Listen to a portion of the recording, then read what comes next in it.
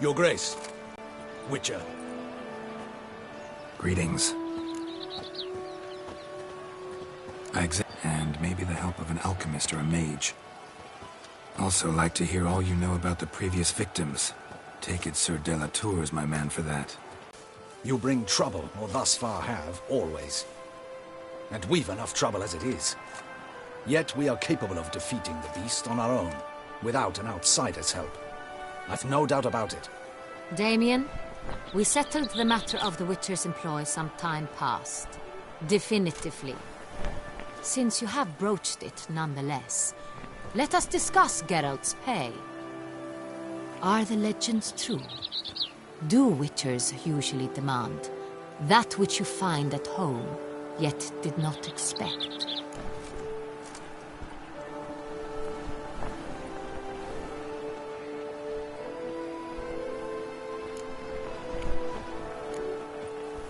Not quite, Your Grace. Pointing. This law sounds rather romantic. On the other hand, on returning to the palace, we would likely find impatient petitioners or a set of sample fabrics for a new dress. Poor rewards, both. I fear you'd not have much use for any of the surprises we are likely to come upon. Thus, we've decided you shall receive the deed to a vineyard, Corvo Bianco, and a sum of coin. You will doubtless consider this adequate. Title to the vineyard shall be given to you at once. Surely you'll need lodgings while you hunt. The coin, however, will be yours only once you have slain the beast. Lovely, generous gesture, Your Grace. Corvo Bianco. Isn't it the Duchy's temporary morgue? Is it now? The Chancellery's bungled things again, we fear. Not to be left unsupervised for one instant. Yet, in its mood, a morgue should present minimal problems to a Witcher. What's more, nothing enhances a wine's reputation better than a grim legend. Thank you, Your Grace. I accept the contract, of course. But as I said before, I'll need some information. How'd it start? Who was the first victim? Crespi was the first to die. He was famed once for his many glorious tournament victories. Then he grew old, hung up his sword, and took to winemaking. Crespi was not loved by the wine merchants. He was ruthless in business and thought to cheat many a time. He asked us for a dispensation from all court ceremonies. We did not grant it. We could not. Once you've taken the oath of a knight, you remain a knight till death. How'd he die? Where'd they find the body? Quite unusual, the circumstance.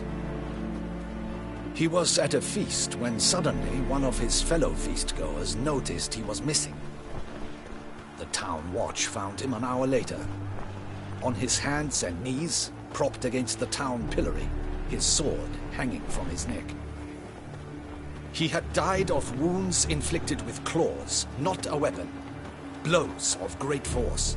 So he died suddenly, but the body was on its knees, meaning someone posed it. So it seems. Second murder. Tell me what you know. In the city there are certain nooks. No one reasonable ventures there after dark. Ramon Dulac's corpse was found in one such place.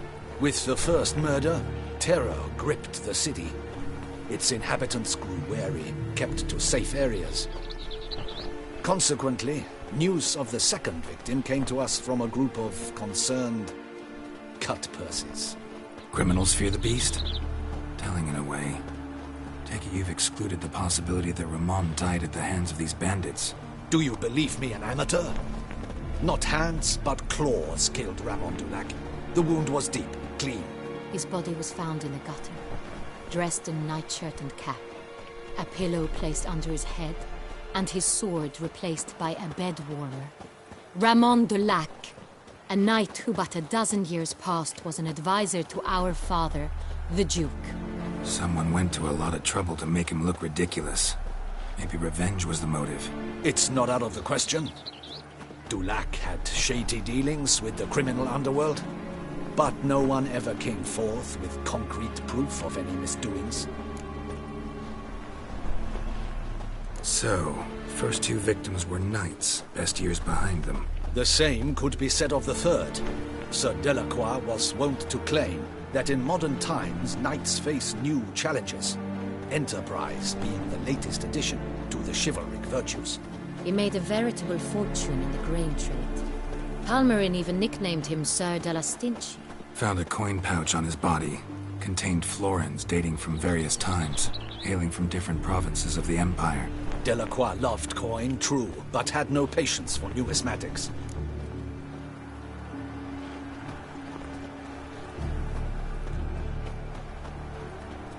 Lots of similarities between the victims. All the bodies were found in strange places, under extraordinary circumstances. Seems the murderer, whoever or whatever it is, has some meaning to convey. These were honorable men. We are horrified by the disdain, the disrespect with which they were treated. These were knights of Toussaint. Blast it. Might be the point. From what you say, none was a model of virtue. Ever considered that's what the beast's trying to draw attention to? All the murdered men were knights who swore fealty to the 5 chivalric virtues. And even if the... Knights of Toussaint swear fealty to what virtues exactly? Honor, wisdom, generosity, valor and compassion. Beast seems to be pointing up moral decay, denouncing it. Victims were all humiliated. Might have been murdered to emphasize their lack of specific chivalric virtues. Honor compromised by the pillory.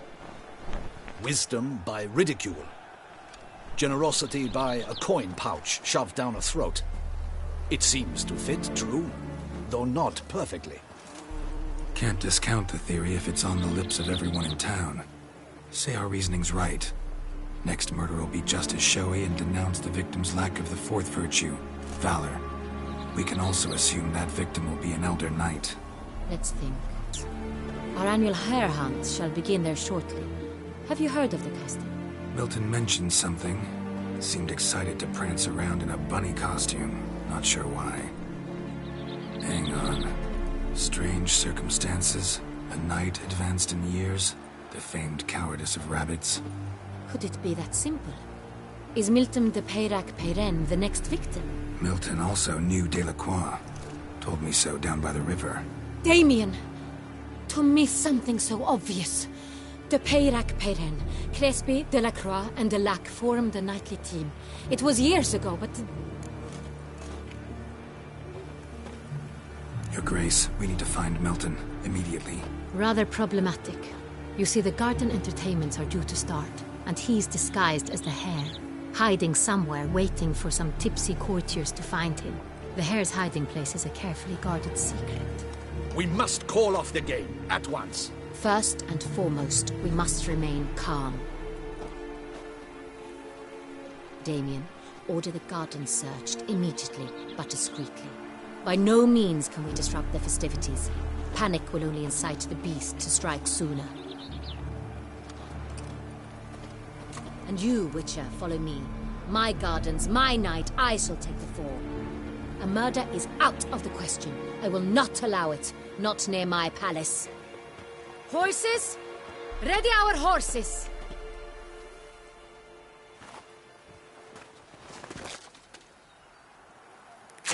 Your Grace!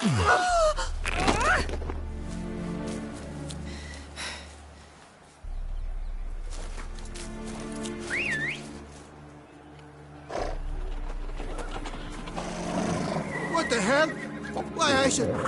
Your Highness, Mind it doesn't get wrinkled. Onward!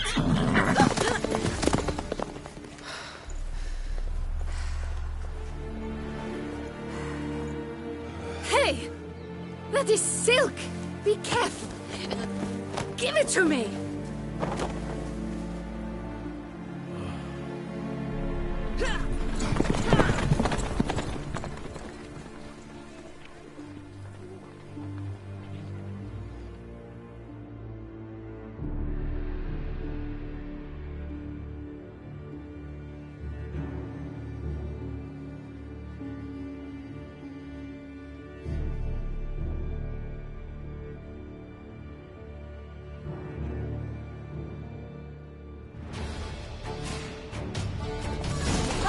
Your Grace seems right at home in the saddle.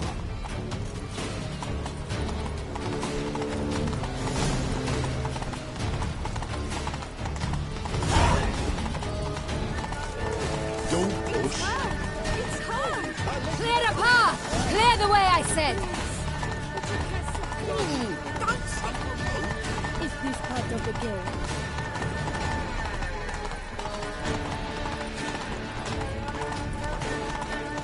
It's here! Just round the corner! Hurry! We must go to where the game is being held. The participants must find a unicorn's horn, a golden fish, and a phoenix egg. With these in hand, they can deduce where the hare, Milton, hides. Mean we need to find those things too? We've no other option, but time is of...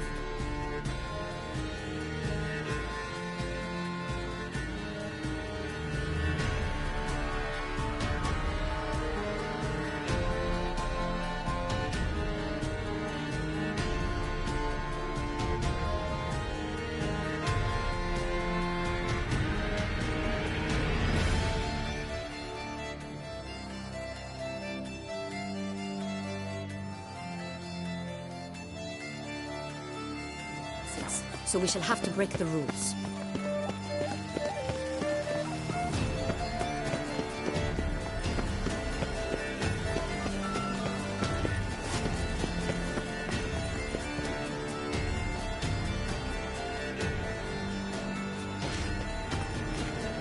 A second thought, through here.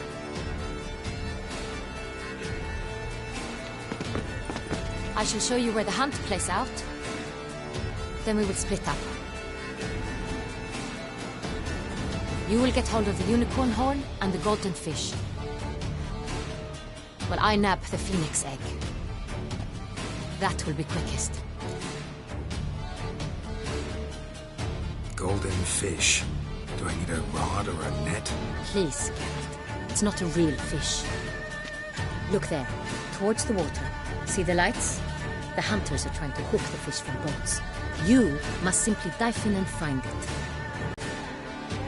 The golden fish and the horn both contain things or clues that will help us find Milton. Once you have fish and horn, find me among the other Phoenix Egg hunters. All clear? Then let's get to it.